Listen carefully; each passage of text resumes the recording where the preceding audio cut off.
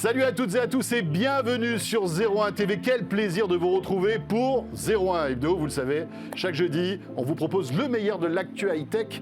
Et en ce numéro 277, on vous souhaite la bienvenue. Jérôme, bonjour. Bonjour François, bonjour à tous. Voici le sommaire de ce dernier 01 Hebdo juste avant l'été. On va parler de Samsung qui est dans les starting blocks. Grosse pelletée de nouveautés annoncées très prochainement.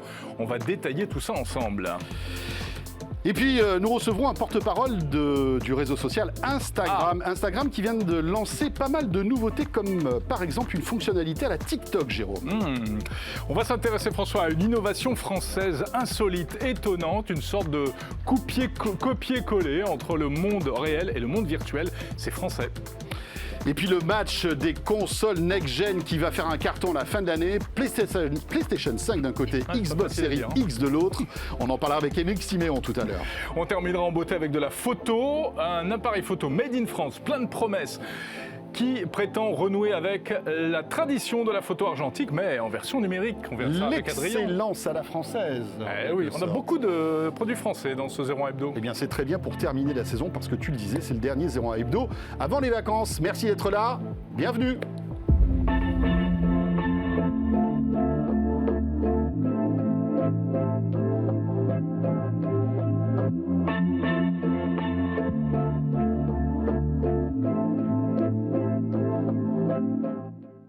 C'est vrai qu'on est un peu franchouillard aujourd'hui. Si vous nous regardez en Belgique, au Québec, tout ça, on vous salue quand même.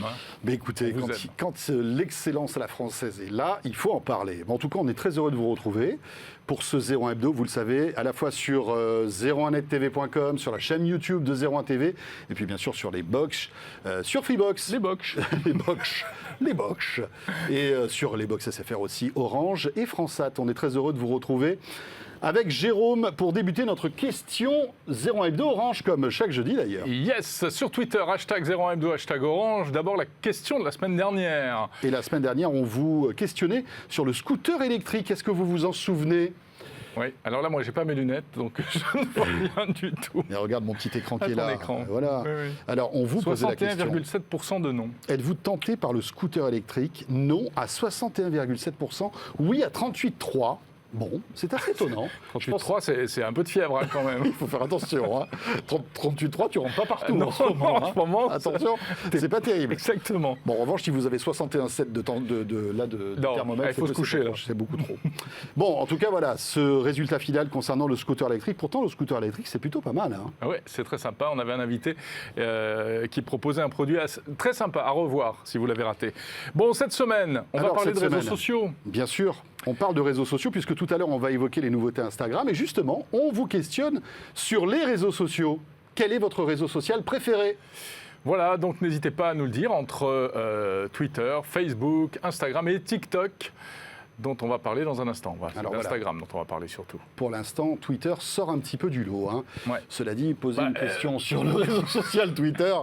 Il faut s'attendre à ce qu'on ait des réponses en faveur de Twitter, c'est logique. Bon, écoutez, c'est comme ça. Bienvenue, en tout cas, c'est parti pour l'actu.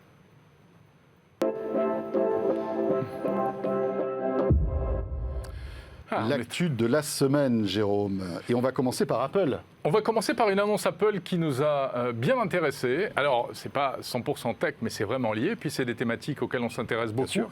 C'est la question de l'environnement avec une annonce cette semaine.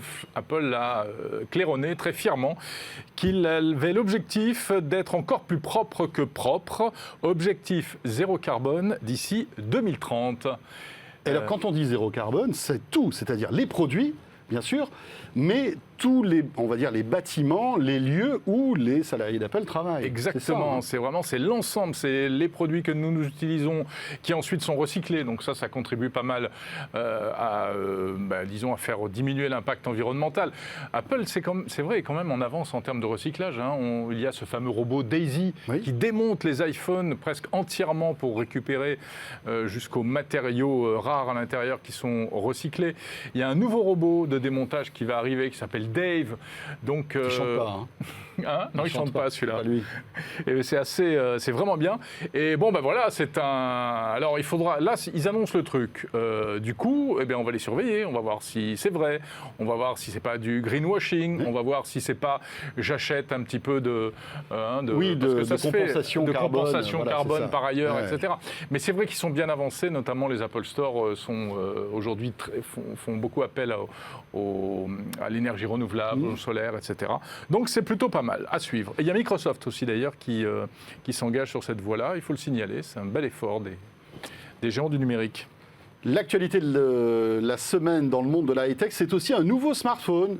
On commence à avoir un petit peu l'habitude, des smartphones, il y en a beaucoup tout le temps. Et là, c'est un événement quand même parce que c'est le nouveau OnePlus. Il s'appelle le OnePlus Nord. Il a été annoncé en conférence virtuelle en réalité augmentée. Ouais. Je ne sais pas si vous avez jeté un œil sur les petites images qui ont été présentées. C'est l'avantage du confinement, c'est qu'il y a plein d'innovations en matière de communication. Et oui, puisque avant on allait sur un lieu physique, on s'asseyait, on attendait qu'un rideau s'ouvre et puis là on découvrait un téléphone. Et bien là maintenant tout se fait en ligne. Ouais. Et donc OnePlus a surpris avec ce milieu de gamme. C'est vrai qu'on pouvait reprocher à OnePlus ces derniers temps de s'envoler au niveau tarif. Ouais. C'est-à-dire qu'ils avaient des téléphones qui étaient très bien spéqués, qui étaient très haut de gamme mais qui coûtaient très très cher. Et bien là voilà, ça y est, ils reviennent à quelque chose d'un petit peu plus raisonnable avec le OnePlus Nord, c'est comme ça qu'il s'appelle. Alors tu as raison, c'est du milieu de gamme qui devrait coûter moins que 400 €. Snapdragon 765G, un écran, il n'est pas très grand le téléphone lui-même, mais il a quand même un écran de 6,5 pouces presque, 6,44. La charge rapide, etc. Et OnePlus qui se distingue par de jolis designs, des produits très fins, très légers. Et puis surtout avec une interface OnePlus qui est un Android vraiment qui a été repensé et très fluide, très sympa. Enfin, les utilisateurs de OnePlus adorent leur OS. Et en plus, donc, ce OnePlus Nord est paré pour l'avenir, Jérôme, puisqu'il est compatible 5G. Et il est 5G, exactement. Voilà. Et donc, pour moins de 400 €, il y a deux modèles. Il y en a un qui est un petit peu plus cher, mais qui a plus de mémoire vive et plus de mémoire de stockage.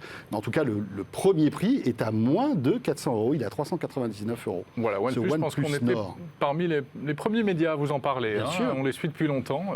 Et donc, le test de ce nouveau produit, enfin, la présentation détaillée est à retrouver d'ores et déjà sur 01net.com. Voilà, ce qui ne masque pas malgré tout la difficulté de OnePlus. Visiblement, je ne sais pas si tu t'en souviens, mais en plein confinement, OnePlus avait annoncé vouloir réduire drastiquement toutes ses équipes en Europe, et notamment en France. Mais malgré tout, la marque est toujours là. À suivre donc avec ce OnePlus Nord que, évidemment, Nicolas Lelouch se fera un plaisir de tester quand il reviendra de vacances. On reste dans les smartphones avec la grosse annonce qui arrive. C'est pour dans quelques jours, enfin c'est pour début août. Et c'est évidemment Samsung qui, comme chaque année, parce que maintenant ça devient rituel, début août, grosse présentation Samsung, François. Oui, et dans la torpeur de ce mois d'août, on va en avoir des annonces, Jérôme, avec cet Impact. On part pas en vacances alors. Écoute, je pense qu'il faut. Tu sais quoi, tu peux partir en vacances puisque l'événement sera. Non, mais l'événement sera virtuel, donc il n'y a pas de souci. Ah oui, c'est vrai. Tu pourras le suivre depuis la plage. Et donc, alors évidemment, il y aura le nouveau Galaxy Note que tout le monde attend, le Galaxy Note 20. On commence à avoir des images. Alors là, pour l'instant, ce sont toujours des images de concept, mais elles risquent d'être très ressemblantes à la version finale. Le Galaxy Note, qui, rappelons-le, a la particularité d'avoir un stylet. Un petit stylet, voilà, c'est exactement. Un smartphone lié à la productivité et qui a, malgré tout, sa clientèle. Absolument. Il y a des gens qui sont fans du Galaxy Note et qui régulièrement changent pour le nouveau modèle. Tout à fait. Et c'est intéressant parce que finalement Samsung est le seul, à ma connaissance aujourd'hui, à proposer encore un smartphone comme ça. Donc c'est bien que ça existe encore. Alors en Asie, il y a d'autres acteurs qui ont des smartphones avec des stylets, mais en Europe. Ouais. Et aux États-Unis, je pense que ce sont les seuls. Donc ce Galaxy Note 20, mais ce n'est pas tout. Samsung va en profiter durant cet Unpacked pour lancer d'autres nouveautés, comme par exemple, Jérôme, le Z Flip. Tu te rappelles du Z Flip, première génération ? Le smartphone qui se plie en deux. Voilà, qui se plie en deux de manière verticale. Exactement.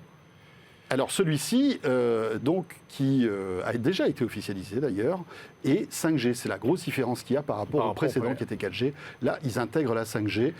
On n'a pas véritablement de chiffre de vente concernant ces téléphones pliables de la part de Samsung. Est-ce que c'est bon signe ? Est-ce que c'est mauvais signe ? Voilà. Mais en revanche, il y aura une autre nouveauté qui va être annoncée. Alors peut-être. Lors de cet impact, il semblerait que ce soit le cas, même si on n'a pas vraiment tous les détails. C'est pas sûr à 100%, visiblement. Mais il pourrait bien y avoir un deuxième Fold. Donc là, c'est l'autre. Oui. C'est l'autre smartphone à écran cette payable. fois-ci à l'horizontale, qu'on avait découvert l'année dernière. Alors celui-ci serait la version améliorée du premier Fold, sans doute plus léger, sans doute un peu moins épais, plus puissant. C'est un peu le défaut du premier modèle. Exactement. C'est séduisant, mais c'est un peu une brique quand même. Et compatible 5G sans doute, ce Fold 2. Un téléphone très séduisant. Et puis on voit que Samsung mise toujours énormément sur le pliable ou sur le pliant. Tout dépend parce que tu sais qu'il y a le débat à la rédaction de 01. Moi, je suis l'école du pliable. Ah, ben voilà. Oui. Mais visiblement, 01, c'est l'école du pliant. Non, c'est le pliant, je crois bien. Nicolas Lelouch. Je crois bien que toute la rédaction de 01 dit le pliant. Et donc, le mou, quoi, le smartphone mou. le truc qui se plie. Oui, le truc qui se plie. Voilà, le donc smartphone qui se plie. Ce smartphone devrait coûter encore une fois très très cher, puisque c'est vraiment on va dire le très haut de gamme de Samsung, ce Galaxy Fold 2. Et puis sans doute une montre aussi, Jérôme. Exactement, sans doute une nouvelle Galaxy Watch, ce serait la Galaxy Watch 3. Samsung qui continue de creuser son sillon en matière de montres connectées, avec des produits vraiment sympas, vraiment séduisants, qui sont toujours mieux en termes de design. Je trouve qu'ils ont fait vraiment beaucoup d'efforts depuis la Watch 2. Donc, qu'est-ce qu'ils vont nous présenter cette fois-ci ? On a hâte de le savoir. Et puis, bien sûr, des fonctionnalités liées à ces montres, notamment tout ce qui a trait, comme d'habitude, au sport, au tracking des activités sportives, de la santé, etc., etc. Voilà, pas mal de nouveautés. Ce sera évidemment à suivre sur 01net.com. Il y aura même des oreillettes, François. Oui, des oreillettes, de nouveaux Galaxy Buds. Buds Live, voilà, avec un petit design, d'après ce qu'on devine, un truc complètement futuriste, des espèces de gouttes d'eau assez magnifiques. Bon, on va voir. Voilà pour ces nouveautés. Alors, ce ne sont que des rumeurs, tout ça, parce que cette keynote, cet impact est prévu le 5 août, en effet. Voilà, et vous pourrez avoir le résumé de cette keynote sur 01net.com, bien évidemment. Voilà pour l'actu de cette semaine. N'hésitez pas à réagir au contenu de ce 01 Hebdo avec le hashtag 01 Hebdo, si vous voulez prendre part à la discussion. Et tout de suite, Jérôme, on va parler réseaux sociaux ? Oui, nous recevons notre premier invité, c'est le représentant français d'Instagram.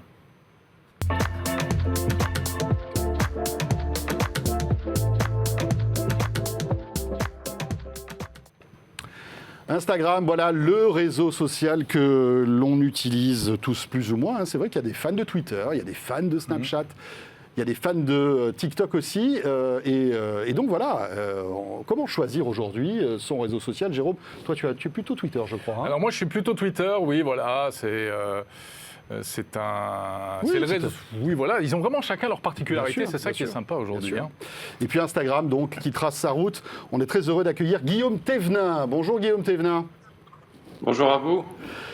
Merci d'être avec nous dans 01 Hebdo. Vous êtes le responsable des partenariats stratégiques en France et en Europe, donc chez Instagram. Alors que Guillaume est en train de bouger un petit peu sa caméra, mais tout va bien. Là, c'est nickel. Non, mais c'est pas grave. C'est pas grave. Merci d'être là. Une activité riche chez Instagram ces derniers temps. Vous annoncez pas mal de nouvelles fonctionnalités. J'imagine qu'Instagram se porte à merveille, non ? Vu le nombre d'utilisateurs que vous engrangez ces derniers mois. Oui, on a eu une grosse accélération de l'usage, notamment pendant toute la période de confinement, qui s'est maintenue et qui est devenu un standard avec une grosse émergence de produits, on va dire, à l'usage un peu plus long comme le live ou IGTV, et on a eu des sessions plus longues aussi, et puis un recrutement sur toutes les générations, que ce soit les plus jeunes, sur des cibles aussi un peu plus âgées. Donc oui, on est très content de l'usage et un peu du boom de la plateforme sur toutes les surfaces qu'on a lancées. Et là, on lance une nouvelle surface qui démarre plutôt très bien. Voilà, c'est Reels, on va en parler dans un instant. Alors, moi, je crois que vous ne communiquez pas officiellement sur vos chiffres, mais au dernier pointage que moi j'avais, Instagram, c'était 1 milliard d'utilisateurs dans le monde. Oui, c'est ça. C'est plus d'1 milliard d'utilisateurs dans le monde. Voilà, c'est le chiffre qu'on communique, et on est une plateforme de plus en plus globale, présente dans beaucoup de pays, avec une approche très global et aussi une grosse croissance en France. Et qui appartient à Facebook, bien évidemment. Juste encore un mot, s'il vous plaît, Guillaume, sur le confinement. C'est vrai qu'on voit que beaucoup d'industries ont eu, le confinement a eu des conséquences dramatiques. Mais pour vous, en fait, typiquement, vous êtes l'un des gagnants de ce Covid parce que, évidemment, les gens ont plus utilisé Instagram. On voyait des recettes de cuisine, énormément, des cours de gym, etc. On a l'impression que ça a été un accélérateur, non, de votre audience. C'est ce que vous disiez tout à l'heure. Oui, ça a été un accélérateur sur les usages parce que les gens avaient besoin d'être connectés. On n'est plus dans cette période de confinement, donc peut-être qu'on a un peu oublié, mais on avait quand même un besoin de lien social, d'aller se connecter auprès de ses amis, de créer des interactions, de la discussion. Et on avait plein de surfaces, de formats ou d'outils, comme vous voulez les appeler, qui permettaient ça, puisque justement sur le live, on pouvait se connecter avec sa personnalité préférée, avec son coach sportif, avec son chef préféré pour interagir aussi avec lui via des discussions, mais aussi assister à des formats qui se sont créés, qu'on n'avait nous jamais vus sur Instagram. On a eu des lives de plus d'1 heure, même on a eu un live de 4 heures avec un artiste qui s'appelle Dajou. Donc on a eu un élan solidaire déjà où tout le monde est venu sur la plateforme pour recruter, sensibiliser, mais aussi en termes de consommation, un vrai chamboulement sur justement les interactions sociales chez nous. Alors, ce qui est assez étonnant, amusant, c'est de voir que les réseaux sociaux ne sont plus simplement des opérateurs, des plateformes comme ça où on se connecte de manière neutre. C'est que vraiment, et notamment dans le groupe Facebook, puisque Facebook avait fait à peu près la même chose, vous êtes très proactif, vous proposez du contenu, vous proposez des rencontres avec, vous le disiez, avec des personnalités, etc. Et vous essayez d'innover, de proposer toujours de nouveaux outils, et c'est ce que vous allez faire avec cette nouvelle dimension là que vous êtes en train de développer avec Reels, donc. Oui, c'est ça. En fait, donc Reels, c'est vraiment une réponse à la demande de nos communautés, de nos partenaires, influenceurs, personnalités, etc. Où il y avait une vraie évolution de la plateforme qui à la base était, je ne sais pas si vous vous rappelez, mais c'est comme une plateforme photo qui a évolué sur de la vidéo, avec Stories, avec la vidéo dans le feed, IGTV, de live, et on voyait de plus en plus un essor et une demande d'un storytelling plus court, plus simple, plus fun, intuitif. Et on avait déjà une vidéo sur 2, par exemple, dans le feed qui faisait déjà moins de 15 secondes. Donc on avait cette demande de la part de nos créateurs de contenu et puis une appétence un peu de plus en plus poussée sur des trucs plus simples et plus légers. Et ce qu'on a fait, c'est que on a répondu à cette demande et on a lancé Reels, qui est donc un format natif 15 secondes, vidéo, qu'on peut créer directement sur Instagram. On peut ajouter la musique qu'on veut. À partir du moment où on est sur les bibliothèques musicales Instagram, on peut ralentir, accélérer, ajouter les effets. Tous les effets Instagram sont disponibles. Et c'est une cartouche en plus en termes de contenu et de création de contenu pour tous les utilisateurs de la plateforme.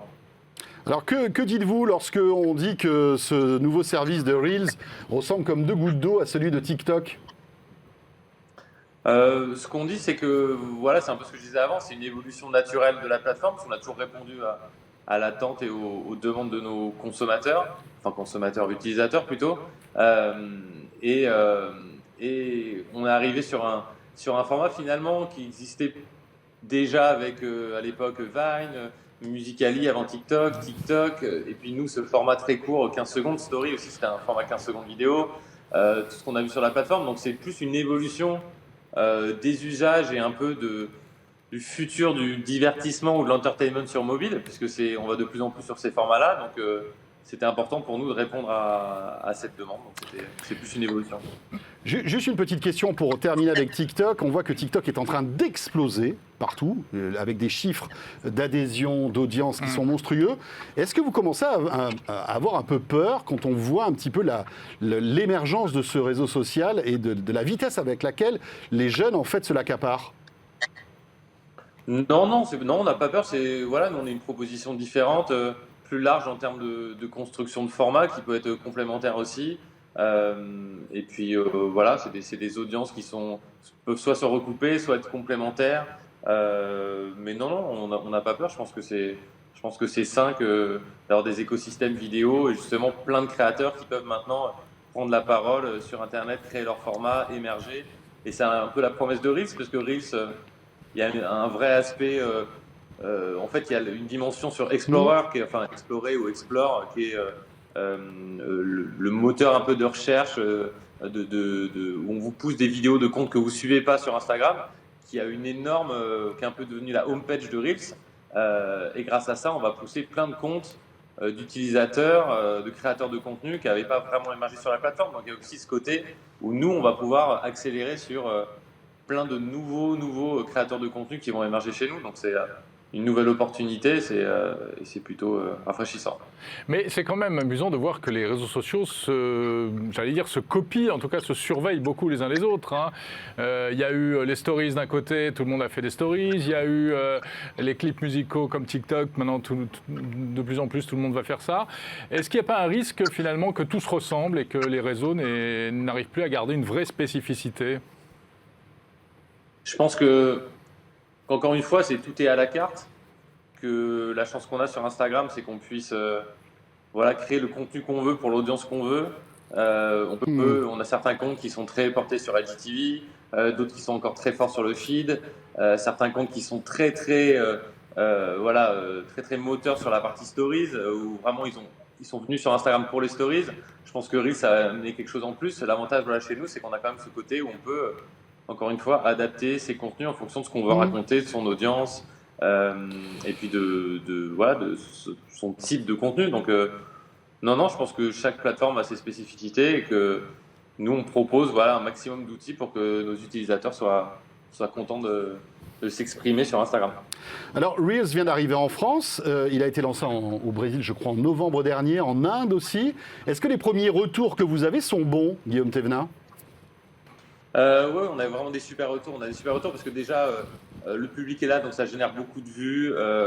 Et il y a un effet justement de nouveauté, rafraîchissant sur le type de contenu qu'on voit. On a aussi beaucoup de créateurs de contenu que nous, on n'avait pas identifiés, qui arrivent sur Reels et qui le prennent vraiment comme leur plateforme, comme premier point d'entrée en fait sur Instagram. Donc ça déclenche tout un nouvel effet un peu moteur comme ça, où plein de créateurs de contenu nouveaux, pas forcément énormes, arrivent sur Reels et débarquent en créant des vidéos qui font plusieurs millions de vues. Donc c'est un succès qui pour l'instant va au rendez-vous. Donc encore une fois, c'est un test France, Allemagne, Brésil. Donc on est en train de tester, d'améliorer le produit et l'outil. Mais pour l'instant, sur les premières semaines de ce test, on est très très contents. Et ça arrive aux États-Unis début août, c'est ça ? Ça va être, on n'a pas la date officielle, mais ça va arriver d'ici peu. Ouais. D'accord. Très bien. Voilà. Merci beaucoup. Merci pour toutes ces précisions. Donc, à tester durant l'été, Jérôme sur la plage. Oui, bien sûr. On va se jeter dessus. Quelques Reels. Ouais. Merci beaucoup, Guillaume Thévenin. Merci.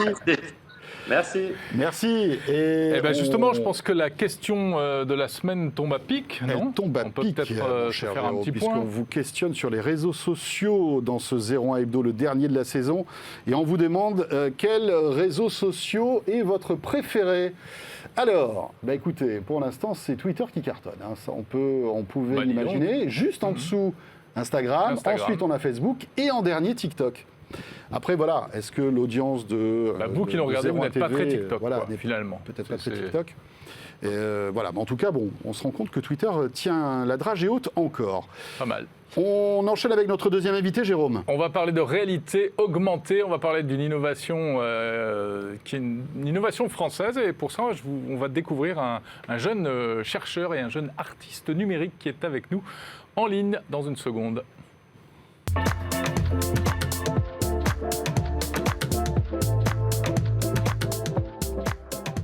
Et puis à suivre, juste après, ce sera le match PlayStation 5, Xbox, la nouvelle, enfin la Xbox Series, le match des consoles de la fin de l'année. Ce sera avec Aymeric Simon, de la fin de l'année. Là, franchement, si on vous annonce ça, je pense qu'il y aurait des problèmes dans tous les magasins de jeux vidéo. Allez, on accueille avec beaucoup de plaisir Cyril Diane. Bonjour Cyril. Bonjour Cyril Diane, êtes-vous là? Oui, parfait.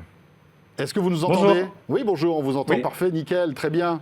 Alors Cyril, vous êtes, pour faire votre CV très brièvement, parce qu'il est long votre CV, vous êtes développeur, vous êtes artiste en résidence au Google Arts and Culture, alors qui est quand même assez peu connu. Je ne sais pas si tu connaissais Qu'est-ce que c'est le Google Arts and Culture?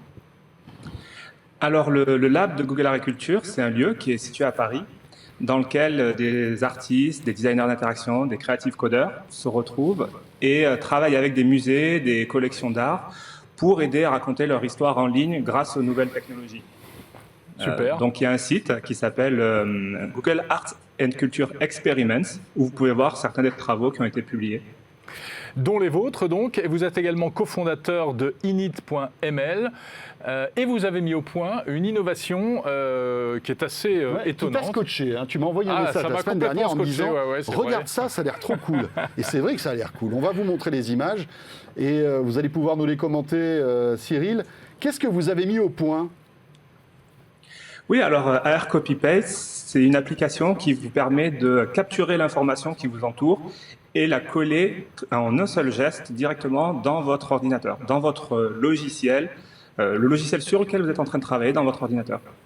Donc là, dans la vidéo, on voit que je copie quelques objets et je les colle directement dans un document Photoshop. Mais l'application fonctionne aussi dans d'autres applications, que ce soit des applications de prise de notes, des applications de création de présentation, etc. D'accord. Donc là, par exemple, vous photographiez une image qui est sur un livre. Elle est automatiquement détourée. Et puis vous captez, photographier. Vous braquez le smartphone vers l'ordinateur et l'image apparaît dans l'ordinateur. Ça paraît assez magique. Comment est-ce que ça fonctionne ? Alors, il y a plusieurs technologies qui sont un petit peu emboîtées pour permettre cette manipulation. Je pense que le plus important, ça reste vraiment des technologies d'apprentissage machine, de machine learning, d'intelligence artificielle, pour, comme vous disiez, faire la détection d'objets, donc détecter quel est l'objet le plus important dans l'image affichée actuellement, automatiquement enlever le fond, donc quel niveau d'opacité donner à chacun des pixels de l'image, et ensuite détecter où est-ce que le téléphone pointe sur l'ordinateur, donc en utilisant l'image qu'on a disponible des deux côtés, pour ensuite transférer l'image et la poser directement aux bonnes coordonnées. Alors c'est très spectaculaire, Cyril. Petite question pour la gratter, est-ce que ça sert à quelque chose ? Ou est-ce que c'est une démonstration technologique ? Alors c'est une très bonne question. À la base, c'est un projet, la vidéo est issue d'un prototype qui s'inscrit dans un cadre d'un projet de recherche un peu plus vaste, où l'idée c'était vraiment le thème de cette recherche, c'est la simplification des interactions homme-machine grâce à l'intelligence artificielle. Et donc, dans le cadre de cette recherche, tous les week-ends, je postais pendant le confinement un prototype open source avec une vidéo qui démontrait un peu des exemples d'usage.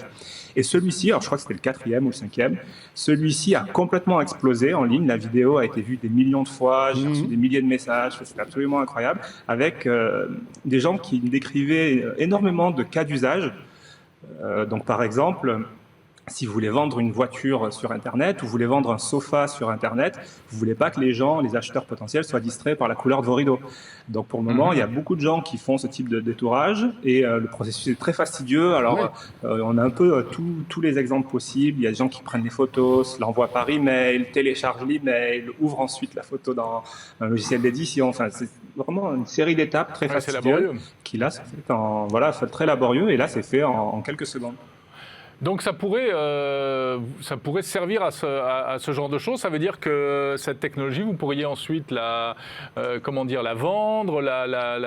Ça se passerait comment ? Vous avez déjà des pistes pour la commercialiser, pour l'exploiter ? Oui, tout à fait. On est en train de construire une application qui va être disponible à la rentrée, que tout le monde pourra télécharger. Donc, il ne s'agit plus d'un projet de recherche, mais vraiment d'une application très simple à installer sur son téléphone et sur son ordinateur, où la synchronisation est faite automatiquement, l'intégration avec les logiciels est faite automatiquement. Et aussi bien sur Android que iOS ?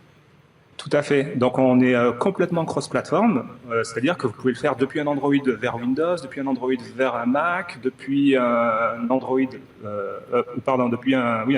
vers Windows. Enfin, voilà, on supporte vraiment cross-platform, quelle que soit la plateforme mobile ou desktop. Quels sont les technos ? Alors j'imagine, vous l'avez dit, l'intelligence artificielle, mais est-ce qu'il y a par exemple du Wi-Fi, du Bluetooth pour que ça fonctionne ? Quelles sont les autres technologies qui permettent ce type de choses ? Alors là, pour le moment, l'application qui va sortir en septembre a une synchronisation par Internet. C'est ce qui permet la configuration la plus facile. Mais on réfléchit aussi à des applications dédiées aux entreprises qui, elles, effectivement, utiliseraient des configurations à travers le Wi-Fi. On le voit, on peut imaginer vraiment toutes sortes d'applications. Par exemple, prendre en photo des cours ou des documents qui sont projetés au cours d'une réunion, etc. Et puis ensuite l'intégrer sur son ordi, c'est ça ? Ouais, exactement. Par exemple, imaginez donc vous êtes étudiant en amphithéâtre ou en workshop, et puis votre prof est en train de faire un super schéma que vous essayez de reproduire.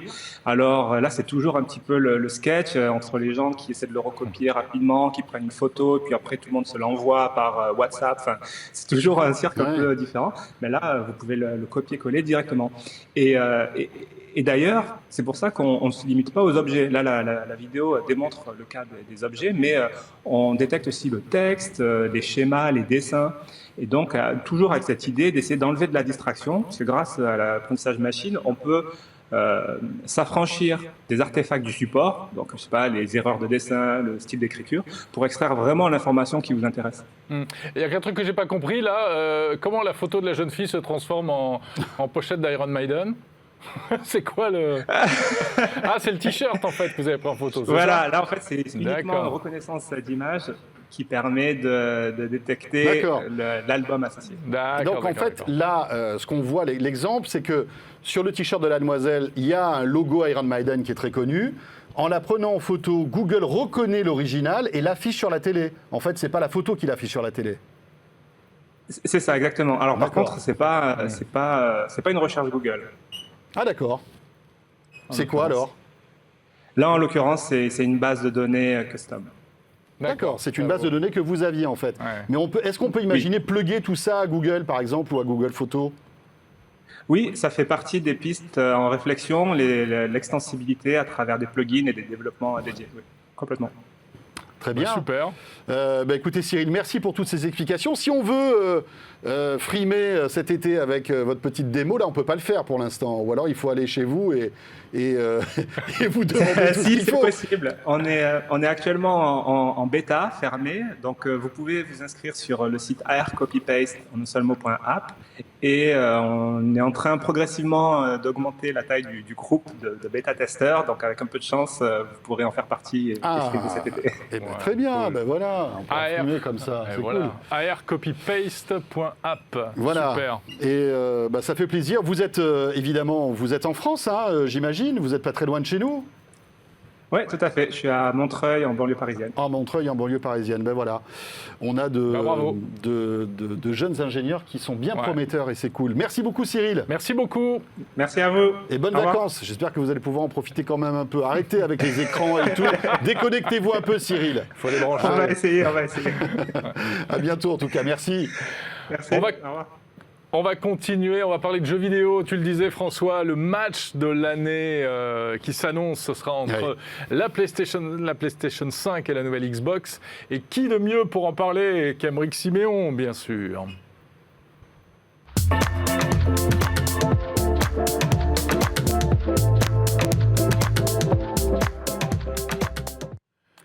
Et puis juste après, Adrien Branco nous parlera d'un appareil photo français, Jérôme, le Pixi. Pixi. Oui.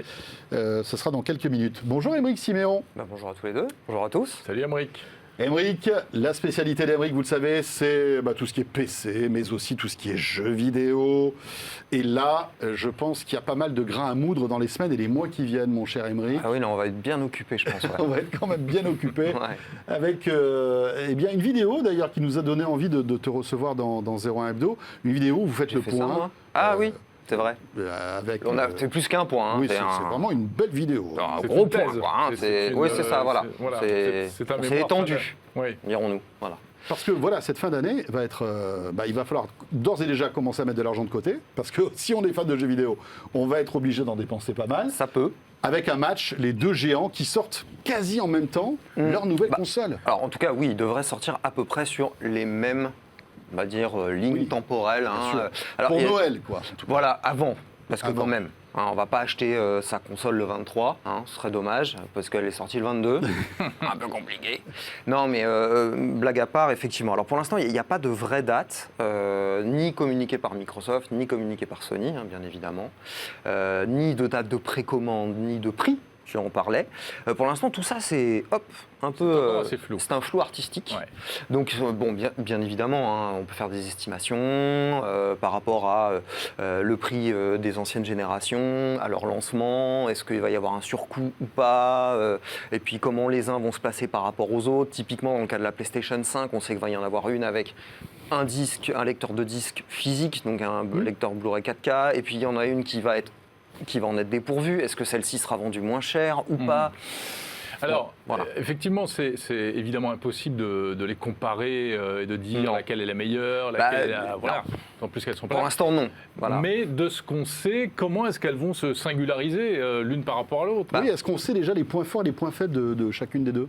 Hormis les points techniques, parce qu'on sait que la base technique va être la même. Après, tout dépend comment est-ce que Microsoft et Sony vont avoir finalement harmonisé, allié les technologies qu'AMD, parce que c'est AMD qui a fabriqué les plateformes des deux consoles, leur a proposé chacun dans leur coin, puisqu'il était bien évident que chacun n'aurait pas le droit aux mêmes techno, pour éviter d'avoir des copier-coller, et puis surtout pouvoir permettre, et ça c'était important dans le discours des deux marques, c'est assez amusant, c'est que le joueur certes est au centre de tout, mais le développeur aussi. Et ce qu'ils ont vraiment cherché à faire, chacun de leur côté, c'est à créer des grosses plateformes qui soient encore bien valides dans 5-7 ans, parce que c'est quand même à peu près ça, la durée de vie d'une console, et pour continuer à avoir des super jeux. Donc, c'est-à-dire que, et on le sait, les développeurs, au moment où les consoles sortent, arrivent quand même à déjà faire des belles prouesses, et puis ils affinent encore avec le temps. Alors, tu me demandais qu'est-ce qui va pouvoir bien les différencier. À niveau équipement, finalement pas grand-chose, parce qu'on l'a dit, de l'AMD dans les deux. Après, il va y avoir effectivement des technologies très précises qui vont être utilisées par l'un, par l'autre. Voilà, alors après, au niveau de la quantité de la mémoire, la façon dont elle est répartie chez PlayStation ou chez Microsoft, le SSD, qui est le nerf de la guerre de cette génération, voilà, qui est le stockage, là on va pouvoir stocker ces jeux, qui là aussi est un des éléments sur lesquels ils sont en train de se faire la guerre, parce que celui de Sony serait plus rapide, celui de Microsoft serait plus ci, plus ça, etc. Mais ça, encore une fois, sans jeu, sans les avoir, c'est difficile. On n'a que des chiffres et finalement... On a quelques images aussi. Oui, et puis leurs bonnes paroles. Ouais, voilà, c'est ça. Donc on pourrait les croire. Mais toi, Aymeric, ce qui les différencie, je finis, ça va être les jeux. Oui, c'est ça, bien sûr. Voilà. Et on en revient toujours au problème du catalogue. Bien sûr. Voilà. Bien sûr. Oui, alors tu vas nous dire ce qu'on peut attendre du catalogue, mais qu'est-ce qui t'intéresse le plus si tu devais retenir une chose sur la Xbox, une chose sur la PS5 qui te plaît et une chose qui peut-être te fait un peu peur, ce serait quoi ? Alors, sur le versant technique, ce qui m'intéresse sur la PlayStation 5, c'est de voir comment est-ce que Sony est arrivé finalement à atteindre des débits de SSD aussi rapides, puisqu'ils vont être normalement 2 fois quasiment supérieurs à celui de la Xbox Series X. Donc ça, j'attends de voir. Est-ce que je vais bien avoir un lancement quasi instantané de ma console et de mes jeux sur les deux ? Ça, c'est ce qui m'intéresse. Sur la Xbox, ce qui m'intéresse... Il n'y aura plus les X mises à jour à faire sur on l'allume ? Si, toujours. Mais en théorie, ce sera plus rapide, sera mieux, voilà. Et puis les jeux... mais surtout, c'est qu'on pourra lancer plusieurs jeux en même temps, a priori, pouvoir passer de l'un à l'autre. Et ça m'intéresse. Et chez Microsoft, ce qui m'intéresse pas mal, c'est ce qu'ils ont appelé la Velocity Architecture, qui est en fait, pour faire très très simple, c'est une technologie qui allie à la fois du logiciel et du matériel et qui va permettre aux concepteurs de jeux de nous proposer par exemple des jeux en monde ouvert, sans temps de chargement quasiment, en tirant parti à la fois du SSD mais aussi de technologies visuelles, etc. On n'aura plus des longs couloirs vides où il n'y a rien dedans. Parce qu'il faut pouvoir charger les scènes suivantes. Voilà, on peut avoir un GTA fois infini, quoi. Ouais, ou en tout cas un GTA où la ligne d'horizon serait encore bien supérieure à celle qu'on connaît aujourd'hui, ce qui serait génial. Enfin, en tout cas, ça c'est peut-être sur ces points-là, c'est ces points-là qui m'intéressent. Et puis leur conception, en fait, même. À quoi elles vont ressembler ? Est-ce qu'elles sont aussi grosses qu'elles en ont l'air ou pas ? Oui, on ne sait pas encore. Donc ça m'intéresse. Laquelle va aller le mieux dans mon salon ? Je ne sais pas. Prends les deux. Oui, alors il va falloir cacher le cochon quand même. On en parle à madame. Oui, alors madame ne sera pas forcément contre, mais il va falloir casser le cochon. C'est peut-être le banquier. Voilà, la tirelire risque de faire un petit peu grise mine. À chaque génération de nouvelles consoles de jeux, ce qui marque le plus les esprits, c'est la qualité des graphismes. Ouais. Et c'est toujours là qu'on se dit waouh, on est émerveillé. On a toujours été émerveillé par la succession des générations. Ouais. Est-ce que là, on va se prendre la grosse claque avec ces nouvelles consoles par rapport à ce que fait une Xbox ou une PlayStation 4 ? Alors oui. Normalement oui, puisque quand même on a quand même un saut, on va dire technique de plusieurs années, 7 ans, un peu plus même. Donc oui, on va se prendre une belle. En fait, on devrait arriver plus ou moins à atteindre ce qu'on peut avoir sur des PC milieu de gamme pour joueurs aujourd'hui. Si toutes les promesses sont tenues, encore une fois, c'est-à-dire avec la gestion de la projection dynamique des lumières, là, le fameux ray tracing, donc cette espèce de gestion des reflets beaucoup plus réaliste. On a vu une démo de Tomb Raider, je crois, qui était assez hallucinante, où on voyait des graphismes incroyables et des effets de lumière, des textures. Ne serait-ce que les images qui défilent actuellement derrière alors toi. Sam, j'ai peur, est-ce que ce ne sont pas des cinématiques? Oui, parce c'est des que cinématiques. Toujours ce qu'on voit, c'est pas forcément les images d'un jeu, c'est des cinématiques. Et souvent, les éditeurs jouent avec ça. Hein. C'est ça, alors c'est toujours... Et puis même, quand tu vas sur un salon, entre la version démo à laquelle tu joues et puis la version commerciale qui sort quelques mois après, marrant, et pas toujours la même chose. C'est bizarre, c'est pas ce que j'avais vu. Souvent, c'est moins bien après. Ça peut être moins bien après, suivant les éditeurs. Ça arrive. Bon, le match, après, comme le disait Jérôme tout à l'heure, ce qui est important, c'est les jeux. Parce qu'on peut avoir la puissance qu'on veut, si on n'a pas les jeux qu'il faut, ça va être compliqué. Ouais. Là, qui va gagner la bataille? Est-ce qu'on a déjà le gagnant de cette bataille ou pas? Eh ben, en fait, on sait. Alors, oui et non. C'est-à-dire que, suivant son affinité, certains vont me dire, moi, t'attends, j'achèterai la PS5 parce que j'adore les productions des studios Sony. Et puis d'autres te diront exactement la même chose pour Microsoft. On sait que depuis 2-3 ans maintenant, Microsoft et Sony ont racheté énormément de studios et les ont intégrés à leur propre, on va dire, grosse maison de production pour fournir des jeux hyper diversifiés, etc. Voilà, tu veux du jeu de baston, t'en auras, du jeu de tir, t'en auras, et puis voilà. Et ça, c'est des boîtes qui sont connues dans le milieu du jeu, qui travaillent pour les plateformes, en priorité de Microsoft ou Sony. Puis après, il y a les éditeurs tiers qui vont sortir et qui, eux, vont sortir des jeux. On pourrait mentionner Electronic Arts, Activision, Ubisoft, etc., qui, eux, vont sortir des jeux sur toutes les plateformes parce qu'ils sont agnostiques, finalement. Ils font du PC, de la console, voilà. Moi, je pense que le match va se trouver là et va aussi se trouver sur un versant qui va être, est-ce que je fais le même pari que Microsoft, c'est-à-dire que j'achète un jeu maintenant pour jouer sur ma Xbox One X actuel. Et puis, si à un moment donné, l'année prochaine, je veux passer sur la série X, ce jeu sera quand même optimisé, compatible avec cette série-là. Je pourrais le retélécharger avec des améliorations, sans avoir à repayer, parce que c'est là aussi un gros débat, c'est est-ce qu'il va falloir repayer ou pas. Alors plusieurs éditeurs ont déjà pris position en disant non, nous on vous fera pas payer, mais il y a quand même certains flous artistiques là-dessus. Ou est-ce qu'on fait le pari de Sony de dire il y a ça, il y aura des jeux comme ça qui fonctionneront à la fois sur PS4 et PS5, mais il y aura aussi que des jeux PS5. Est-ce que ça risque pas de créer une certaine frustration? Parce qu'on sait que quand il faut se rééquiper, la PS5 plus la manette, plus les jeux, etc., les jeux qui en plus donnent l'impression d'être plus cher à l'achat, là. C'est, en tout cas, les annonces qu'on a pu voir, on voit qu'il y a un surcoût de 10 €, 15 € parfois. Ça va jouer à combien, ça? On va commencer à arriver à des jeux à 80, 90 €. Il y en a même à 100 €, là, notamment. Il y en a un qui propose dans la même boîte. Oh là là, c'est beaucoup trop cher. C'est ça. Et il y a des jeux. Et là, je ne sais plus lequel. Enfin, je sais qu'il y a un jeu, je crois que c'est le prochain jeu de basket de chez 2K, le NBA 2K, qui est décliné en plusieurs versions. Et il y a notamment une boîte dans laquelle tu auras la version pour la PS4 et la version pour la PS5. Mais qui est vendue pas loin de 100 € quand même. Enfin, c'est un investissement. C'est violent quand même. Donc, s'il faut commencer... Bon, est-ce que le dématérialisé va suivre aussi cette flambée des prix? Peut-être, peut-être pas. On n'en sait rien. Parce qu'il faut quand même voir que avec une PS5 qui va être à la fois qui va proposer la lecture de jeu en physique, et puis un autre modèle qui va être que dématérialisé, est-ce que ça va coûter moins cher ou pas d'acheter ces jeux en démat, sachant que tu n'as pas ton CD, etc. Ça a toujours été l'éternel débat, et là je pense qu'il va encore plus se poser, la question va encore plus se poser avec l'arrivée de ces nouvelles consoles, parce que on est à l'ère d'un gros changement. Il y a du cloud, il y a plein de choses qui vont arriver aussi. On sait que Microsoft, pour Microsoft, la Series X, ce n'est que la première brique du futur du gaming. Il va y avoir du cloud et tout ça. Enfin, on va avoir des années haletantes. Ouais, et ça va commencer d'ici la fin de l'année. Merci beaucoup, Émeric. Merci pour toutes ces précisions. Émeric Siméon, donc de la rédaction de zeronet.com. Jérôme, d'y être. Oui. On parlait tout à l'heure d'une innovation française avec cet outil de réalité augmentée que ce jeune ingénieur nous a présenté. Eh ben, on va rester dans la French Touch. Et bien sûr, avec un appareil photo, et c'est Adrien Branco qui vient de nous le présenter.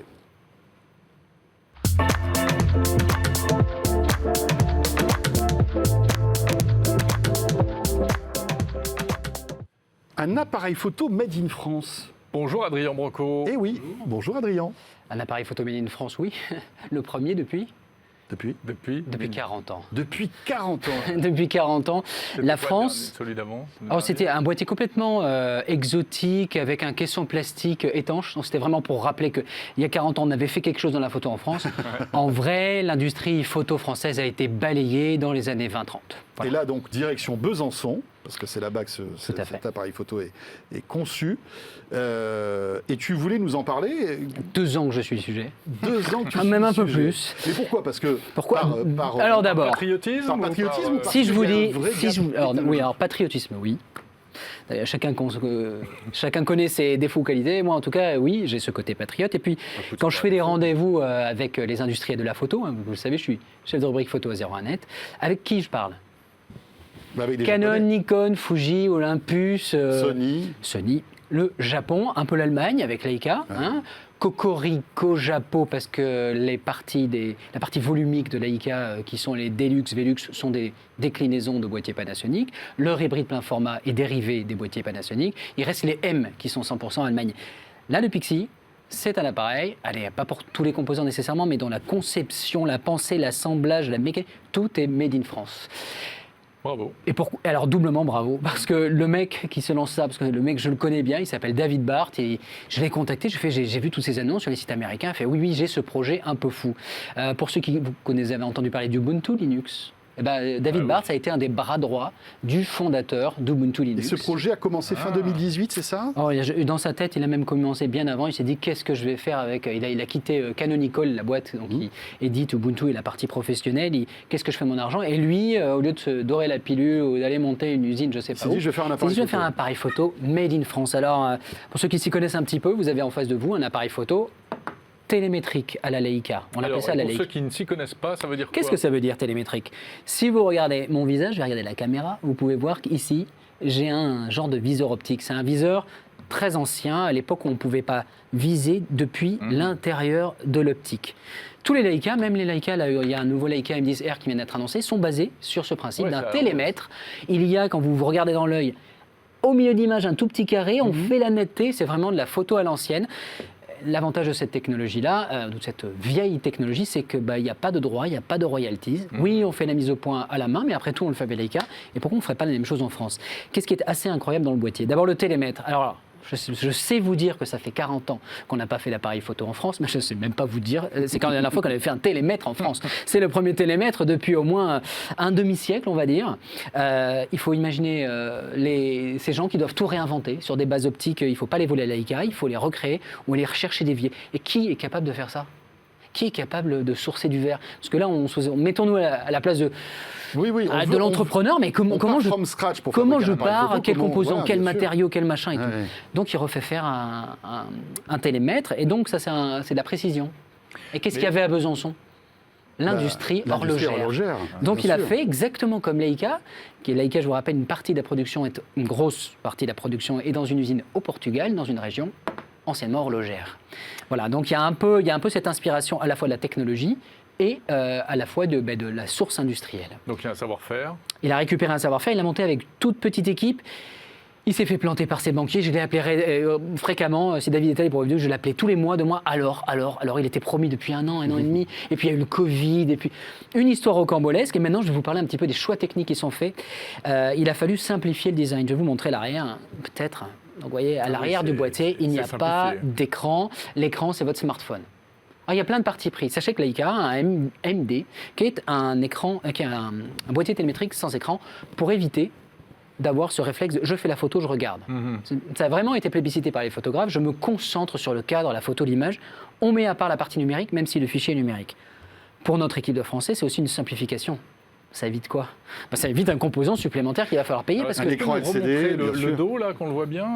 Le dos de l'appareil, il n'y a absolument pas d'écran. Il est relié en Wi-Fi et en Bluetooth. Il y a 2 technologies possibles à votre smartphone. Appli Appli obligatoire, disponible. iOS, Android.